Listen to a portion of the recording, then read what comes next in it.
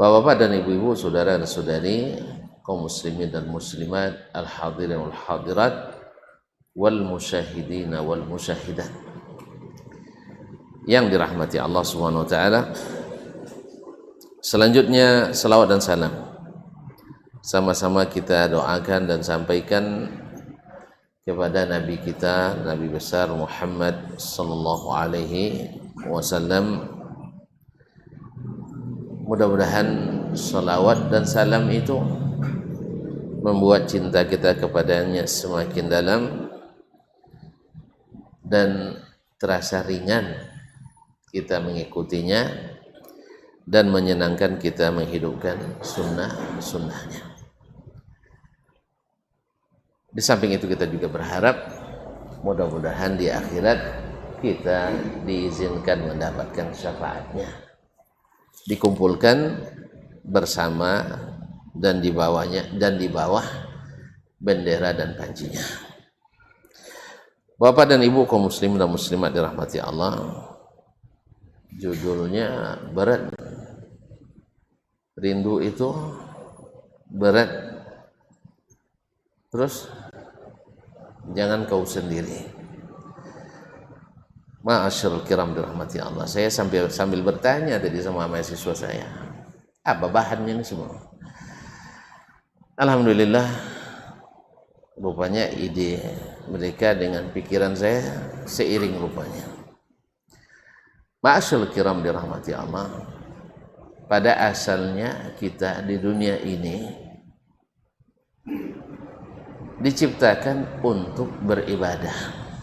Wa ma khalaqtul jinna wal insa illa liya'budun.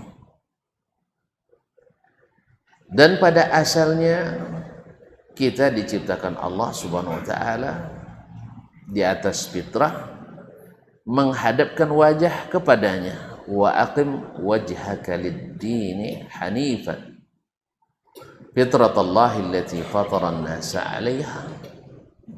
Hadapkanlah wajahmu lid-dini hanifa, kepada agama ini dalam menegakkan tauhid, memurnikan tauhid kepada Allah Subhanahu wa taala. Fitratallah allati fatara an-nasa 'alaiha, itulah fitrah yang Allah ciptakan manusia di atasnya, dan sudah merupakan juga sunnatullah bahwa setiap kita merindukan pulang kembali, karena mau tidak mau kita harus pulang kembali. Kullu nafsin dha'iqatul maut. Dan Allah Subhanahu wa taala juga menciptakan fitrah kita, bila pulang mesti bawa pembawaan yang terbaik, yang terbanyak, yang paling berharga.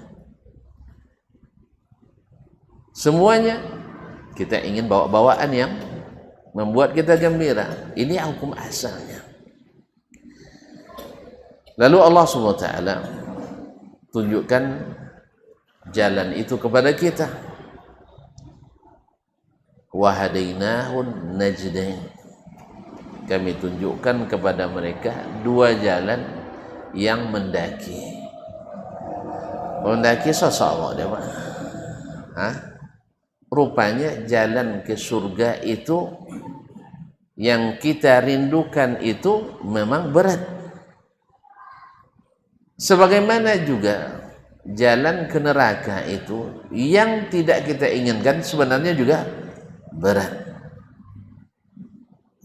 Oleh sebab itu Allah ciptakan pula manusia ini kuat bersama dan lemah bila sendiri. Al-mu'minu qawiyun bi akhin. Dan manusia ini adalah manusia yang memang suka ijtima', suka bersama-sama. Apalagi kalau makan pasti lewat musamuh. Demikian juga bekerja suka batobuh. Kan dia Pak, ini hukum asalnya. Nanti boleh mau gaji cak dan soalnya. Ma'asyiral kiram dirahmati Allah SWT. Jadi Allah SWT berikan kepada kita agama ini, diberikannya petunjuk-petunjuk melalui kitab-kitab yang diturunkan, rasul-rasul yang diutuskan. Subhanallah, lalu ditunjukkan amalan-amalan yang besar-besar yang memerlukan semangat yang besar dan kesabaran yang besar pula, dan dipikul oleh orang-orang yang punya ikhtiar besar. Yang pertama, yang paling berat itu adalah yang paling besar, yang paling cintai Allah apa? At-tauhid, iman billah, al-kalimat at-tayyibah, kalimat yang bau. Menegakkannya bukan masalah mudah dan bukan perkara ringan. Hanya orang-orang yang kuat yang bisa memikulnya.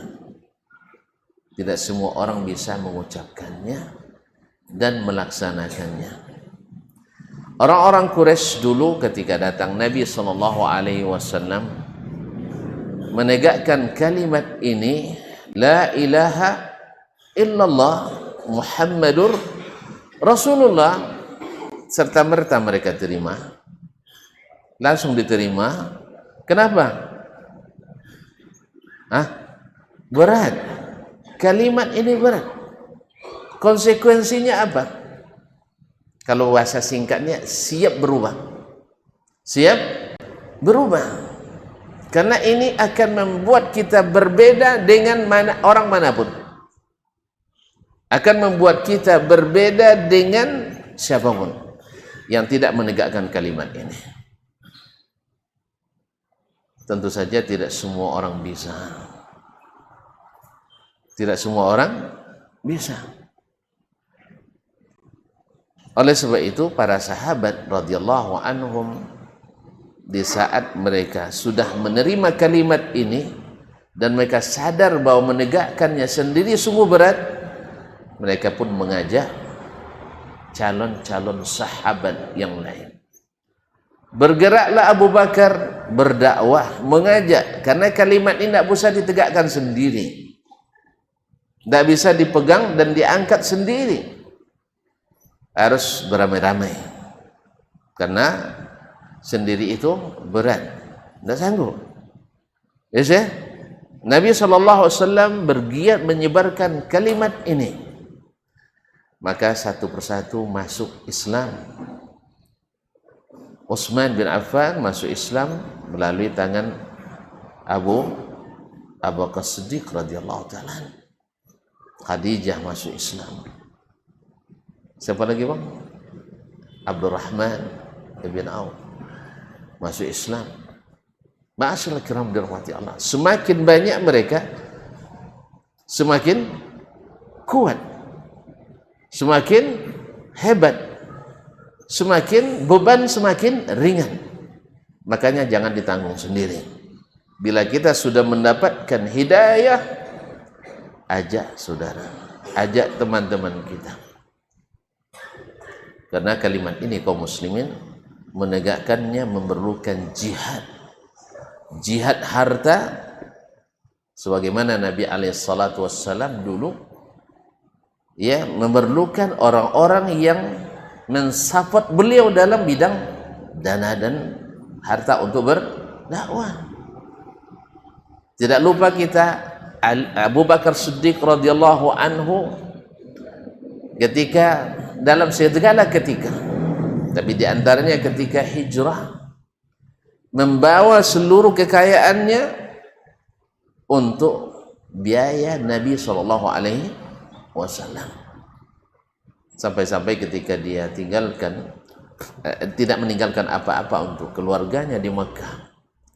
Subhanallah, di tempat yang penuh dengan bahaya dan ancaman, Abu Bakar tidak meninggalkan apa-apa, sebab dia memiliki Allah dan Rasul. Rasul lebih berharga dari dirinya, dari keluarganya, dari semuanya. Ketika itu ayahnya yang sudah buta bertanya kepada cucu-cucunya, di antaranya ada Asma binti Abi Bakar radhiyallahu taala, "Madza taraka lakum Abu Bakar?" Apa yang ditinggalkan oleh Abu Bakar untuk kalian? Masa dia pergi tak meninggalkan apa-apa? Lalu Asma yang cerdas mengisi pundi-pundi dengan batu-batu. Lalu dibawanya kakeknya ke ini yang ditinggalkan oleh ayah. Jadi penuh lah pundi-pundi itu. Kampinya penuh dek batu, tapi dikira oleh datuknya yang buta itu adalah piti. Berarti nyamanlah hati orang tua itu, tapi lebih nyaman lagi Abu Bakar Siddiq radhiyallahu taala anhu, karena dia membawa beban yang sangat berat tetapi penuh dengan keimanan. Ma'asyiral kiram, demikianlah para sahabat seperti Utsman bin Affan radhiyallahu anhu juga mengeluarkan.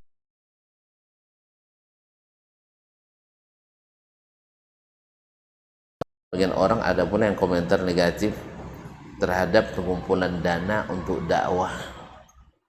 Memang Nabi dulu tidak pakai dana untuk dakwah. Ada sebagian yang sinis pula, tak apa ngumpul-ngumpul donasi untuk dakwah. Subhanallah, Nabi SAW ketika datang kepadanya rombongan dari sebagian orang Badui, dilihat penampilan mereka itu sangat mengenaskan, sangat menyedihkan. Nabi SAW lalu mengumumkan sahabat, siapa yang bisa mengumpulkan harta untuk biaya mereka ini supaya berpakaian lebih layak, makan lebih sempurna. Maka masing-masing membawa infak ke hadapan Nabi SAW, sampai ada seorang Ansar yang hampir kedua tangannya tidak mampu mengangkat harta yang akan diinfakkan, sehingga terkumpullah di dalam masjid banyak harta untuk membantu saudara yang membutuhkan. Tahu kenapa tidak boleh penggalangan dana? Ketika Nabi akan perang Tabuk, ghazwatu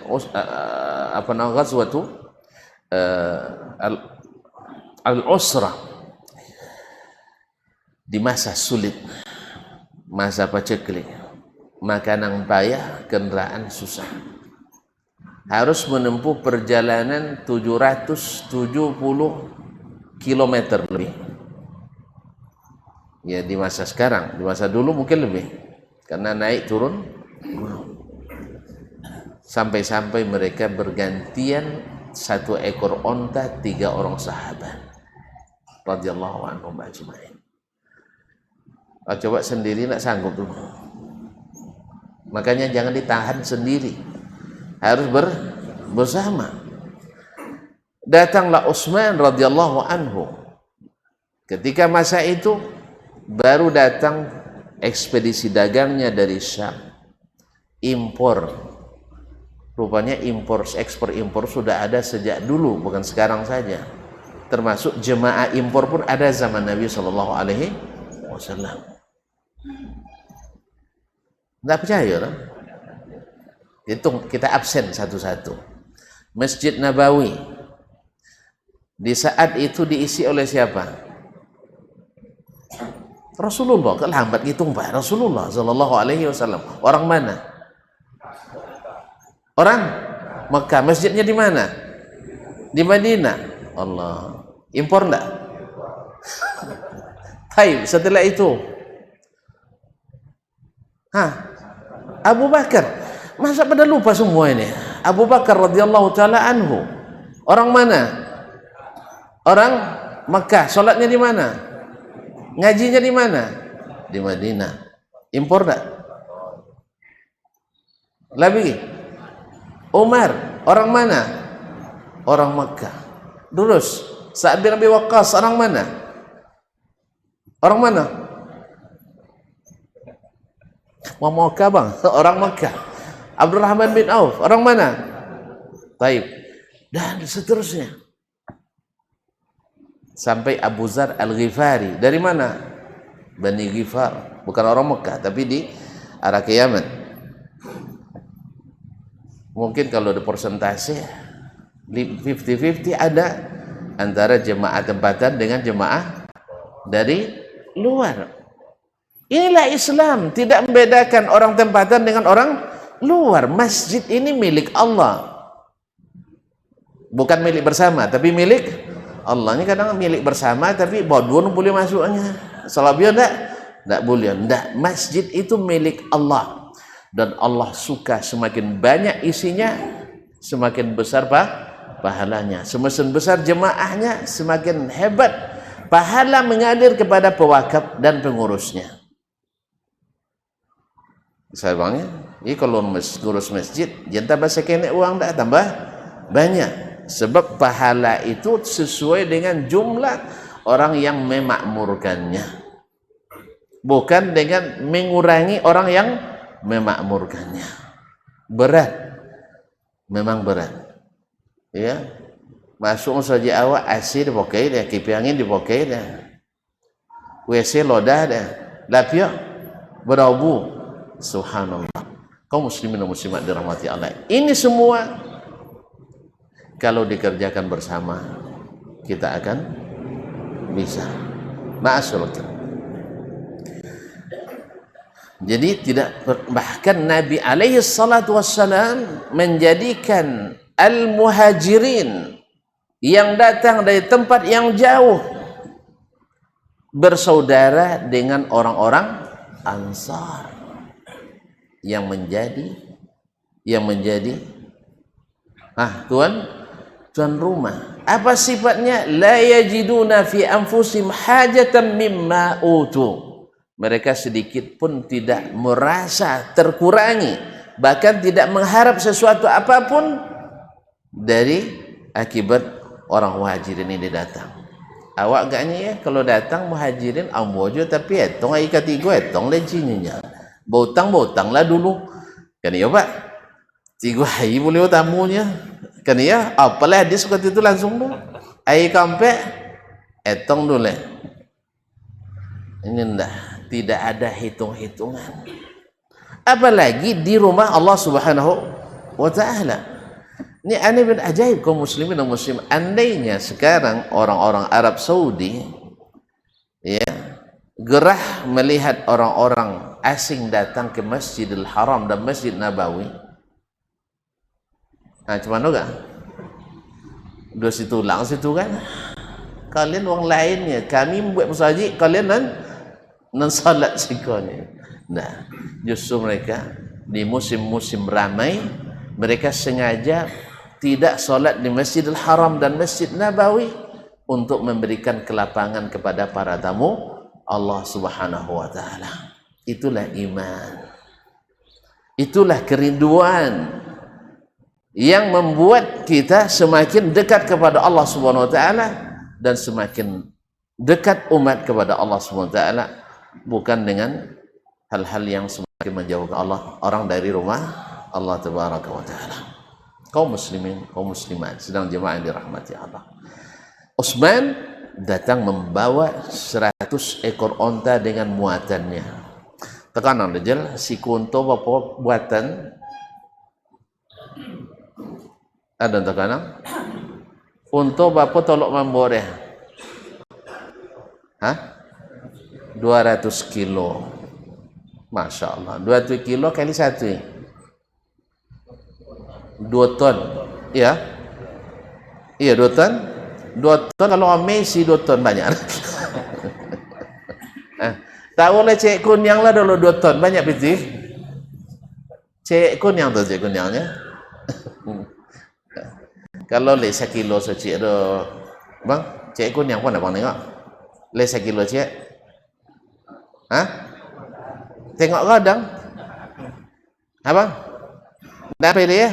Tahu lah 2 kilo berarti ompek ibu cek kunyang.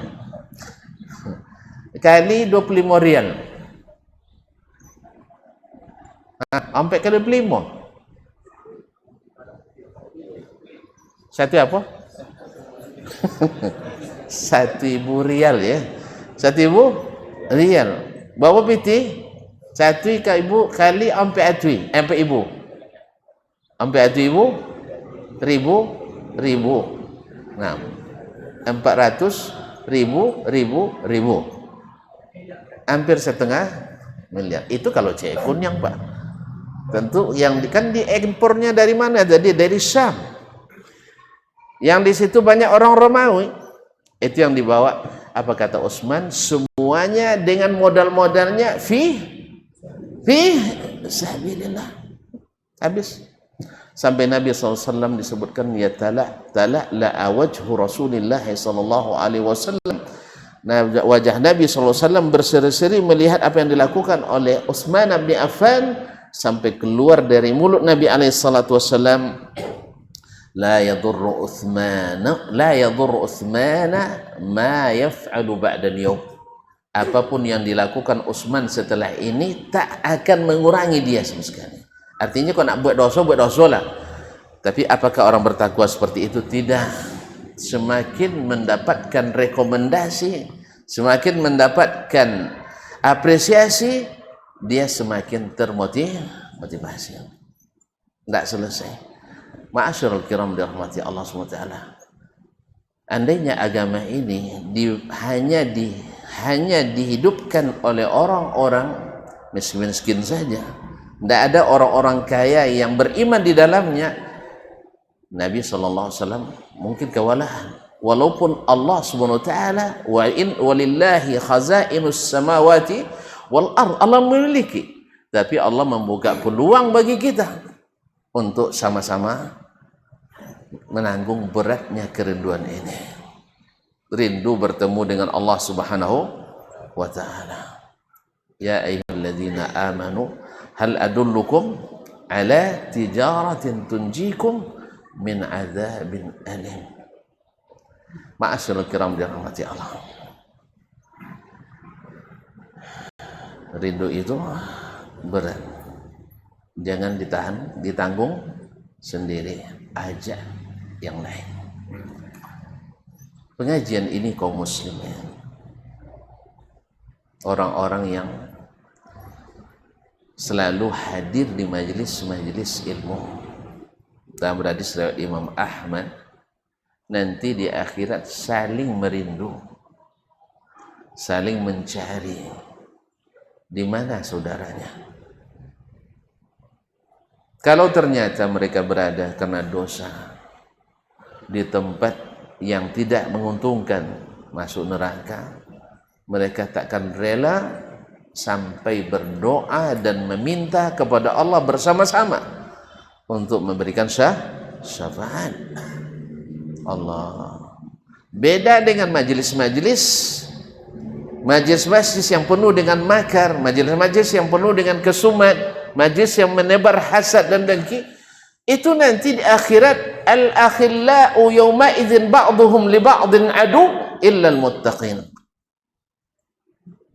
Orang yang bersama-sama, bersatu padu, bersekongkol di dunia ini, di akhirat besok saling memusuhi, saling menyalahkan, kecuali illal muttaqin, kecuali orang yang bertakwa.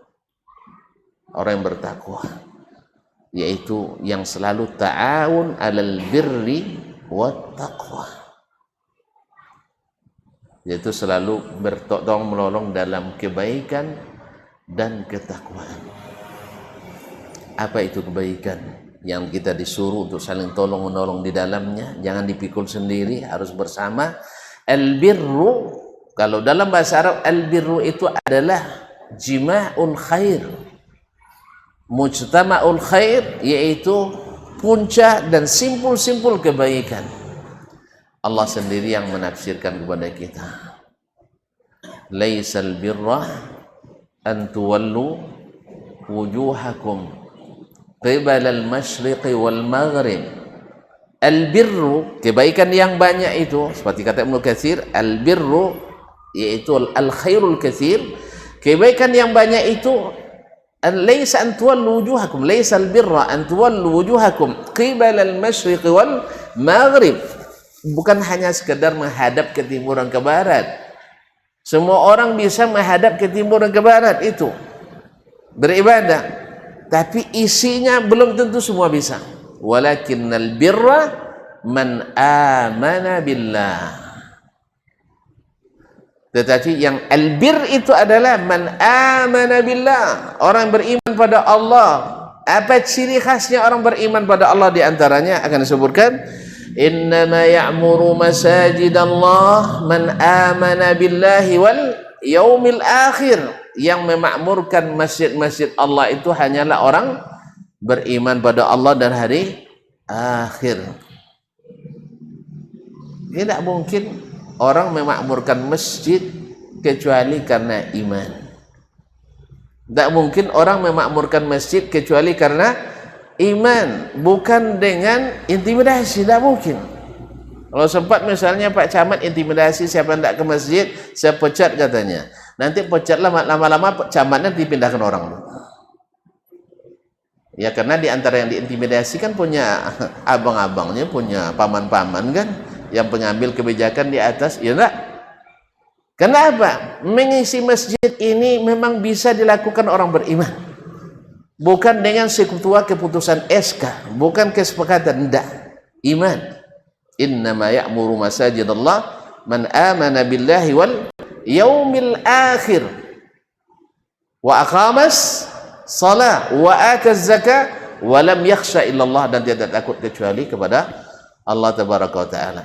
Adapun yang memakmurkannya bukan karena Allah, karena iman pada Allah hari akhirat, itu nanti sama dengan ketika orang jahiliyah dulu membanggakan diri kepada Nabi SAW. Bukankah kami dulu yang menghidupkan Masjidil Haram, memberikan makan dan minum pada duyufur rahman, jemaah haji dan umrah? Allah yang jawab, aja'altum siqayatal haji wa imaratal masjidil harami kaman amana billahi wal yaumil akhir.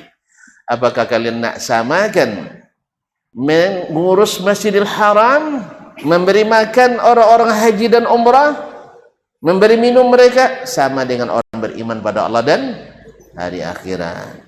Ma'asyiral kiram dirahmati Allah SWT, rindu ke akhirat itu berat, maka harus bersama-sama. Makanya banyak amalan untuk itu. Kita lihat adalah banyak diantaranya amal jama'i, amal bersama. Iman, mesti bersama kita beriman. Kemudian setelah itu salat. Salat tidak mungkin dilaksanakan sembunyi-sembunyi. Salat wajib. Ya tak? Aku dek takut ria kan. Asal nampak orang sondok di solat kayu. Itu tipu saji, tak bisa sondok lah. Hah? Ini memang harus dihidupkan bersama-sama. Ramaikan rumah Allah SWT. Dan memang kita rasakan sendiri kaum muslimin, ketika masjid ramai oleh orang solat, semangat solat semakin meningkat. Tapi kalau sedikit yang datang solat 5 waktu, semangat pun solat akan hilang. Sampai pengurus pun bosan, menyenangnya. Awak azan, awak qamat, awak imam, awak makmum, awak doa, awak maiminkan. Kan tak pasal akhirnya pengurus pun kadang hilang di masjid. Apa sebab? Tidak dipikul bersama-sama, tidak beriman bersama-sama. Oleh itu kaum muslimin dan muslimat dirahmati Allah SWT, berapa banyak masjid tidak bisa diramaikan karena tadi tidak diiringi dengan semangat iman bersama. Laisal birra an tuwallu wujuhakum qibala al-masyriq wal maghrib walakinnal birra man amana billah. Kecuali albir yang banyak itu adalah beriman pada Allah wal yaumil akhir, dan beriman pada hari akhirat. Subhanallah, ini kalimat Allah dan hari akhirat didekatkan oleh Allah dalam banyak ayat. Di antaranya adalah orang yang ingin rindu pada Allah dan hari akhirat mesti ikut Nabi SAW. Laqad kana lakum fi rasulillahi uswatun hasanah liman kana yarjullaha wal yawmal akhir wa dzakarallaha katsiran. Memang orang beriman kepada Allah itu ingatnya akhirat, bukan ingatnya dunia. Orang yang rindu bertemu Allah pasti ingatnya yaum al-akhir. Kenapa? Karena jumpa dengan Allah yang sesungguhnya itu di akhirat. Kita akan diberi nikmat yang lebih nikmat dari surga, yaitu an-nazar, lazzatun nazar ila wajhillahil karim. Indah lezatnya menikmati melihat wajah Allah yang mulia. Ini yang sering dibaca oleh baginda Nabi sallallahu alaihi wasallam dalam doa di salat malamnya. Apa kata apa namanya? Nabi alaihi salatu wasallam minta ladzatan nazar ila wajhikal karim. Ya Allah, berikan kepadaku nikmatnya melihat wajahmu yang mulia pada hari akhirat nanti. Bahkan mengalahkan nikmat surga. Mengalahkan nikmat surga. Ma'asyiral kiram, makanya dikatakan. Nah, gimana caranya? Tuh, iktisak bin Nabi sallallahu alaihi wasallam, yaitu mencontoh Nabi alaihi salatu wassalam. Berat enggak mengikuti Nabi? Berat apa tidak? Berat. Kenapa berat? Karena dari 73 golongan, dari 73 golongan umat, dan yang dimaksud dengan umat di sini adalah ummatul ijabah, umat yang sudah bersyahadat, bukan umat ad-da'wah, masuk Yahudi dan Nasrani di dalamnya. Apa sebab? Karena Nabi sudah membedakan Yahudi berpecah jadi 70 lupa 70. Ulang kembali, kita terpecah menjadi 73, Nasrani 72, Yahudi 71. Nah, semuanya kita masuk surga, betul? Dari 73 golongan kata Nabi, kulluha fil jannah, semuanya di surga, betul? Serius ya? Ustaz nak memasukkan orang neraka semua, sikit-sikit neraka, sikit-sikit. Nah, ini binafsi kalami Sayyidina Muhammad sallallahu alaihi wasallam, bahwa 72 potensi masuk neraka, illa wahidah, kecuali satu. Ditanyakan kepada sahabat, ditanyakan oleh sahabat ke Nabi sallallahu alaihi wasallam, yang mana yang satu itu? Mana yang lebih berat, Pak? 1 lawan 72. Berat enggak? Berat apa enggak? Sangat berat. Kita pun dipikir ragu nanti. Iya liawak waktu itu waktu nawanya alini kan 72 ndak gua deh Pak. Hah?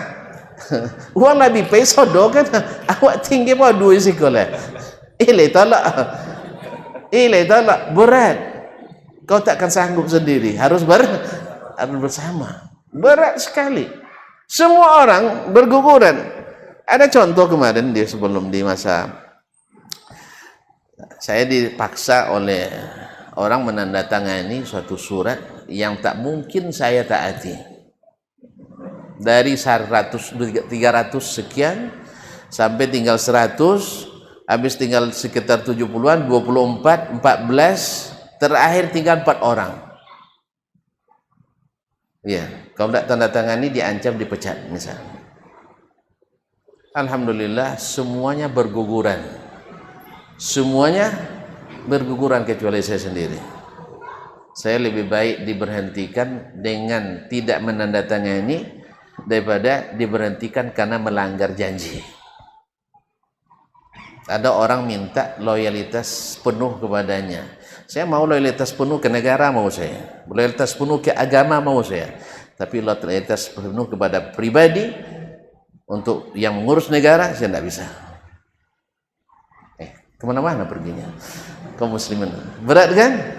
Berat enggak? Semuanya dengan berat hati terpaksa. Paman yaturra ghaira baghin wala hadin falah itsma alaihi dan sebagainya. Sendah. Apa sebab?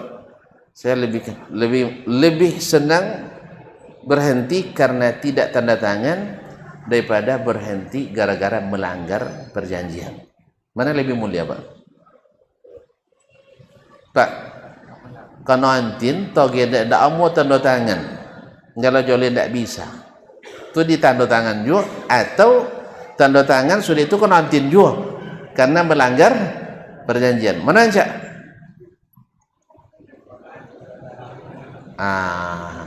Berat. Seorang sawai-bawai lah. Tapi apa boleh buat? Saya harus siap. Harus siap. Yang lain pada berguru karena semua. Itulah contoh konkretnya. Ya, dari 73, 72 maduk ke Wasodo. Dia tolak. Ya, siapa nonton mosong ustaz dan macam itunya. Seluruhnya tentu mengklaim dia yang satu golongan itu. Semuanya. Karena tidak ada satupun golongan yang tersesat dalam agama ini yang berniat sesat, nggak ada. Yang nawaitu sesat nggak ada. Siapa yang mengetahuinya? Orang-orang yang berilmu tentang jalan yang benar. Apa kata Nabi SAW ketika ditanya, "Man hum ya Rasulullah?" Siapa mereka? Dijawab oleh Nabi SAW, "Man kana ala mithli ma ana alaihi al-yawma wa ashabi." Orang yang beragamanya seperti saya dan sahabat saya hari ini beragama. Makanya kalau kita nak sholat seperti itu, lihat saja bagaimana Nabi dan para sahabatnya sholat.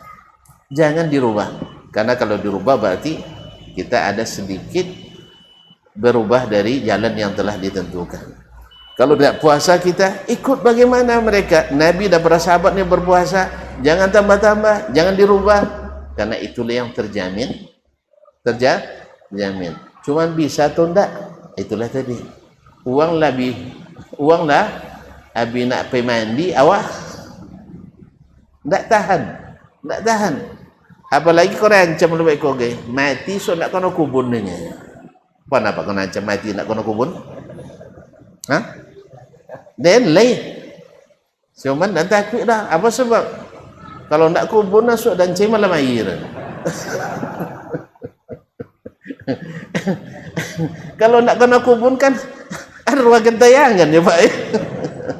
Walaupun awak tak percaya di arwah gentayangan. Yang kalau orang sudah mati tak dikubur, kaum muslimin dan muslimat tak ada pengaruh lah. Yang pengaruh bagi yang hidup. Kalau sampai nak kena kubur dan Pak tahu orang kampar kau. Apa sebab?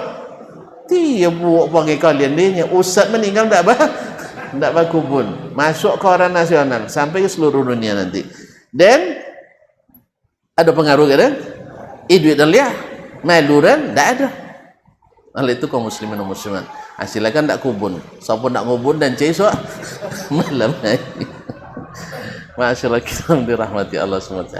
Berat memang, tapi kalau bersama, jangan menyendiri, tetap bersatu di atas agama dengan dalil dan hujjah, insya Allah rindu itu akan terasa ringan.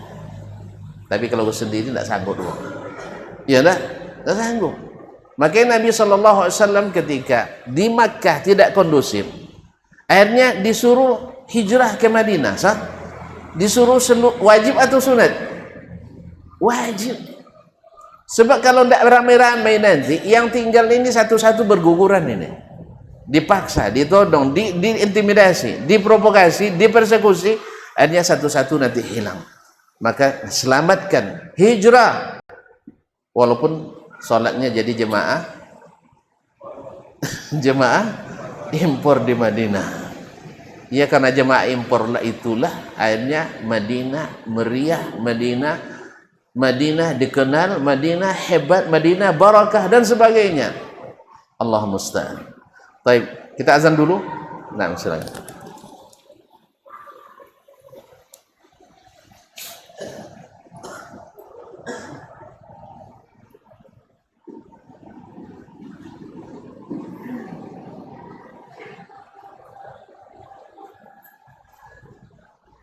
Allah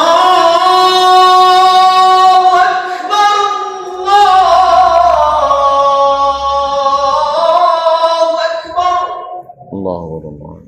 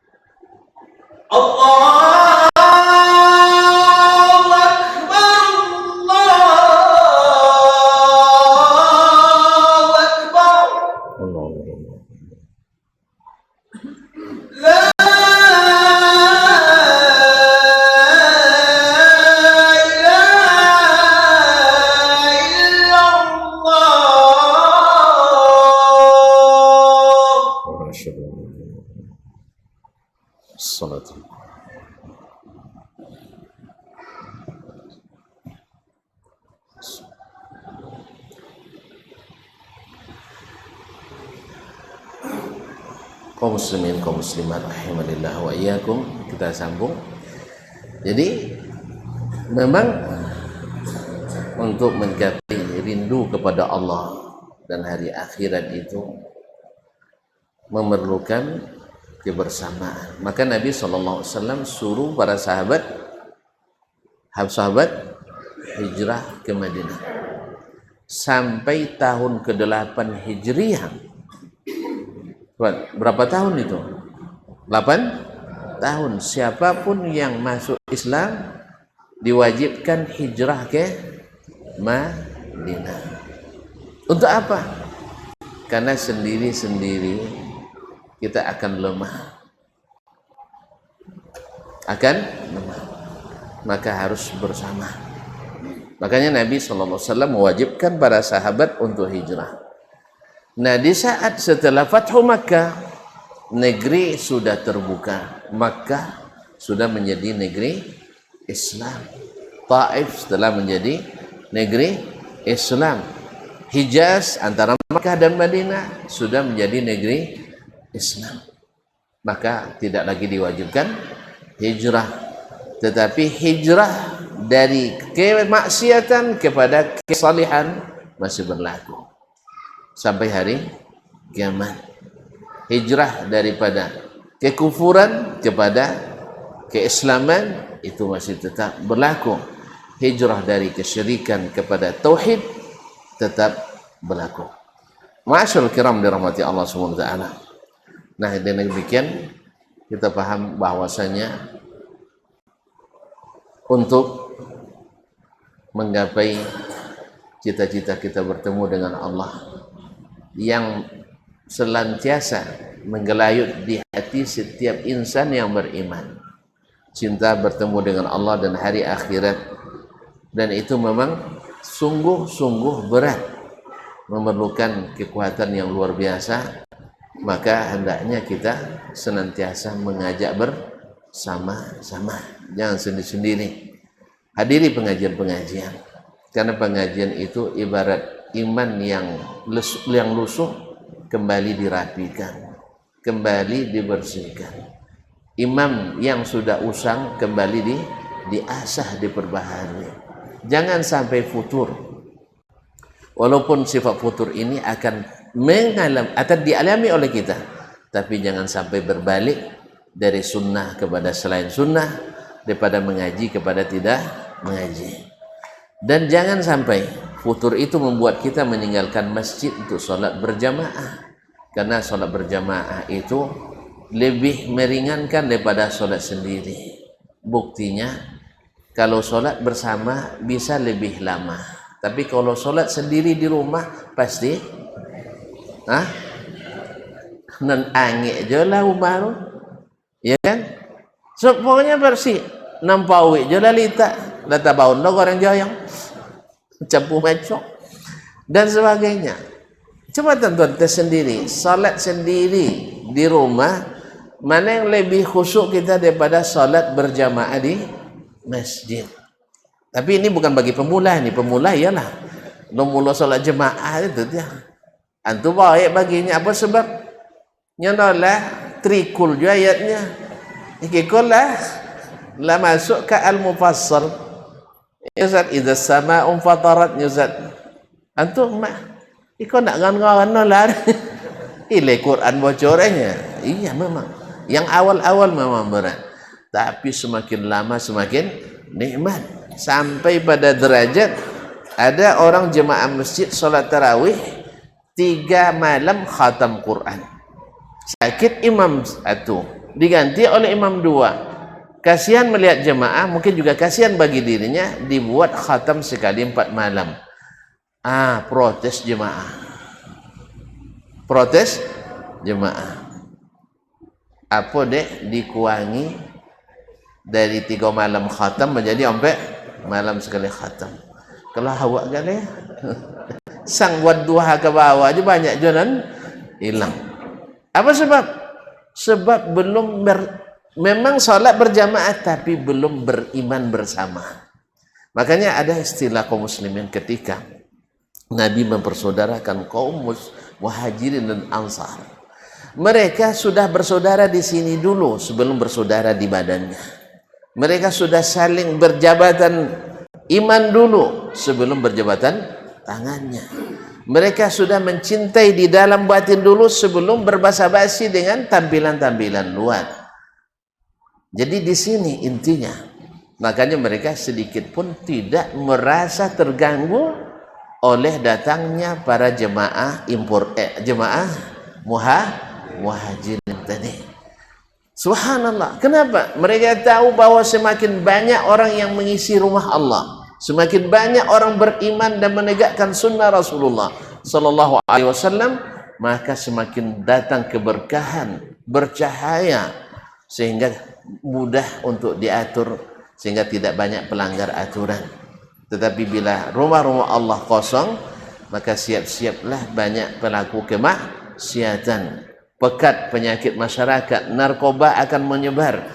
Tapi memang ada orang yang khusus bidangnya membubarkan pengajian, ada memang. Ya, setelah itu tidak bisa dia lanjutkan dengan mengisinya. Allah musta'an. Bahkan ada satu tempat dulu orang-orang yang terlibat narkoba sudah banyak yang mulai mendekat masjid. Bahkan diantaranya ada yang memang alhamdulillah bertobat daripadanya dan aktif di pengajian. Tiba-tiba ada yang tidak suka jemaah impor. Akhirnya mereka bubarkan. Habis itu yang ke kuburan kembali ke kuburannya untuk berjudi dan narkoba dan sebagainya. Alangkah besarnya dosa pelaku seperti ini. Wa man azlamu mimman mana'a masajidallah ayuzkara fiha ismu wa sa'a fi kharabiha. Alangkah tidak ada yang lebih zalim daripada orang yang melarang masjid-masjid Allah didirikan padanya zikrullah dan berusaha meruntuhkannya. Ibnu Katsir menyebutkan meruntuhkan di sini bukan meruntuhkan bangunannya, tapi meruntuhkan takmirnya. Dari awalnya orang banyak sholat menjadi tidak ada, dari awalnya orang banyak zikir menjadi kurang, dari awalnya semarak dengan pengajian-pengajian akhirnya tinggal menjadi tempat yang kosong melompong dan tidak diisi. Semoga Allah memaafkan kita. Siapa yang salah di antara kita, semoga Allah menunjukkan yang hak itu hak dan dikuatkan mengikutinya, dan ditunjukkan yang batil itu batil dan dikuatkan untuk meninggalkannya. Barangkali sampai di sini, insya Allah jangan sendiri. Pikulah rindu itu bersama. Insya Allah akan ringan dalam bab apapun, bab iman, bab tauhid, bab salat, bab sunnah, bab infak, bab sedekah, semuanya kalau bersama insya Allah Allah ringankan. Wabillahi taufik wal hidayah. Kalau ada yang mau bertanya dipersilahkan, tapi tidak boleh panjang-panjang pertanyaannya, sebab pertanyaan pendek aja jawabannya panjang. Yaitu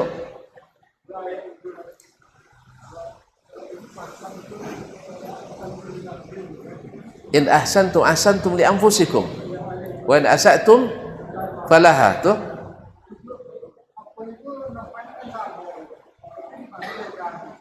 nampak sama tapi ada beza. Iya. Artinya tuh berbuat baiknya kita untuk kita juga, berbuat buruknya kita untuk kita juga. Oleh sebab itu, mana nak buat elok atau buat buruk? Mana nak buat atau meramaikan masjid atau mengosongkan masjid? Apa itu? Banyak ambil istri dah. Lah dah musajid dah. Banyak ayu nolak ayu dah habis sekotak seminggu dah. Ikut semalam habis lima kotak. Dah rugi dah. Atau kaum muslimin dan muslimat dirahmati Allah. Jadi intinya berbuat baik Allah tak diuntungkan, buat buruk Allah tak dirugikan. Yang untung, yang rugi kita sendiri. Maka pilihlah berbuat baik. Kalau tidak bisa berbuat yang sama, setidaknya tahan lisan, tahan badan daripada merusak yang sudah baik. Allah tu tambah aja leh. Allah wa iyyaka jazallahu khairan. Nah. Ada leh? Kau tidak boleh sempat tanya, dah nak tanya. Sudah itu kau datang dan tanya ustaz ni. Baik. Alhamdulillah. Nampaknya qamat sudah bunyi alarmnya. InsyaAllah kita sambung pada pertemuan yang akan datang. Semoga umur masih sama panjang dan rezeki masih lapang dan iman pun masih buah. Wallahu taala alam wa sallallahu ala nabiyyina Muhammadin wa sallam wa subhanakallahumma bihamdik asyhadu an la ilaha illa ant astaghfiruka wa atubu ilaik. Wassalamualaikum warahmatullahi wabarakatuh.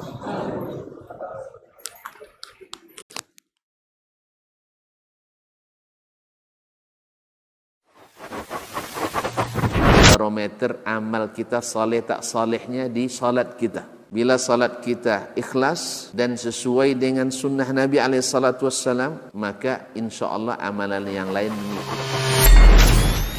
Ini aktivitas ini membantu saya di akhirat atau akan menyulitkan saya di akhirat? Kalau seandainya perbuatan itu ternyata akan menyulitkan kita di akhirat kelak, tinggalkan perbuatan itu. Anta ni'mal jund. Kamu adalah sebaik-baik prajurit. Coba lihat. Kamu adalah sebaik-baik prajurit. Maka tujuannya adalah menghancurkan kehidupan rumah tangga.